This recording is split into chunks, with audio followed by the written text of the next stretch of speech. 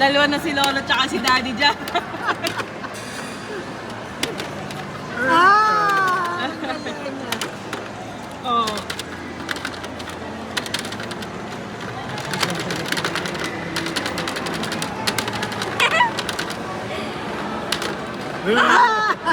Alam mo, Daddy, kung ba't yan ang binili ni Kael? Kanina naglalaro siya. Ang paliwanag niya sa amin ni Lola. Dito na lang po ako tatalon-talon. Ngayon naman siguro ang paliwanag niya dyan. Kaya ganyan, dyan na lang siya tatalon. Dyan na lang siya tatakbo-takbo. Tinalikan pa nga yan. Ang dami namin nakita dun sa Toy R Us. Ito talaga yung ano niya.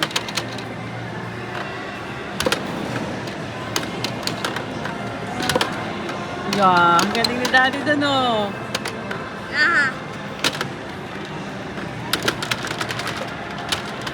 Masisira ka agad dyan yung pinipindot na yan. Ah,